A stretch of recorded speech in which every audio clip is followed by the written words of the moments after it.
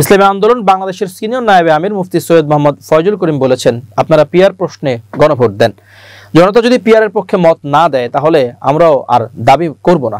PR নিয়ে আমরা বহু বছর ধরে আন্দোলন করে আসছি, কথা বলেছি। দেশের অধিকাংশ মানুষ পিআর চায় মর্মে একাধিক জরিপে উঠে এসেছে। তিনি বলেন, এখন পিআর নিয়ে আমরা রাজপথে আন্দোলন করতে চাই না।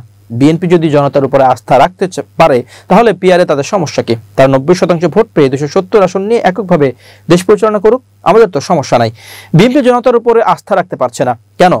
বৃহস্পতিবার বাদ জোহর বাইতুল মোকাররম মসজিদের উত্তর গেটে আয়োজিত গণসমাবেশে প্রধান অতিথির বক্তব্যে তিনি এসব কথা বলেন। সমাবেশ শেষে বিক্ষোভ মিছিল শুরু হয়। পল্টন মোড় হয়ে বাইতুল মোকাররমে এসে দোয়া মোনাজাতের মধ্য দিয়ে কর্মসূচি শেষ করা হয়।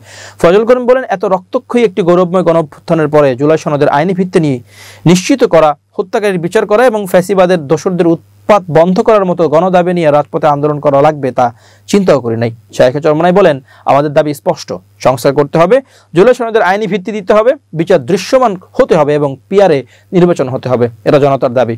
কেন আপনারা এই দাবি মানছেন না? সমস্যা কোথায়? নাকি ভারত চায় না বলে জুলাইয়ের আইনি স্বীকৃতি দিতে ও বিচার করতে গড়িমসি করছেন? সংস্কার ও বিচারের আগেই যদি নির্বাচন করেন তাহলে আমরা ধরে নেব সরকার কোনো দল বিশেষের প্রতি ঝুঁকে পড়েছেন। ইসলামী আন্দোলন বাংলাদেশের সিনিয়র নায়েবে আমির বলেন, যুগপৎ আন্দোলন হলো একই দাবিতে যার যার মতো করে আন্দোলন করা। যুগপৎ আন্দোলন কারো নেতৃত্বে হয় না, কিন্তু কেউ কেউ এই যুগপৎ আন্দোলনকে বিশেষ কোনো দলের নেতৃত্বে বলে বর্ণনা করছেন। এটা যথার্থ না।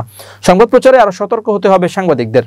সৈয়দ মোহাম্মদ ফয়জুল করিম মাধ্যমিকে গানের শিক্ষক নিয়োগের ব্যাপারে বলেন, প্রাইমারি স্কুলে পড়াশোনার মান খুবই খারাপ। সেখানে ভাষা, বিজ্ঞান, গণিত ও তথ্য প্রযুক্তি শিক্ষক নিয়োগ না করে গানের শিক্ষক নিয়োগ দেওয়ার বিষয় উদ্দেশ্যপ্রণোদিত। ইসলামী আন্দোলন বাংলাদেশ ঢাকা মহানগর উত্তরের সভাপতি অধ্যক্ষ হাফেজ মাওলানা শেখ ফজলে বারী মাসুদ বলেন, ঐক্যমত্য কমিশনে আমরা বিগত 5 মাস 5 দিন ধরে নানাভাবে চেষ্টা করেও যখন নিম্নকক্ষে পিআরের বিষয়টা আলোচনায় আনতে ব্যর্থ হয়েছি তখনই আমরা রাজপথে এসেছি। ঐক্যমত্য কমিশন বলে ওপরের নির্দেশে পিআর কে তারা এজেন্ডাভুক্ত করতে পারছে না। আমরা জানতে চাই কারা সেই উপরের থাকা শক্তি। সভাপতির বক্তব্যে ঢাকা মহানগর সভাপতি মাওলানা ইমতিয়াজ আলম বলেন, জুলাই অভ্যুত্থান কেবল নির্বাচনের জন্য না, রাষ্ট্রের মৌলিক সংস্কারই ছিল মূল লক্ষ্য। সেই সংস্কার এই আমলেই করতে হবে।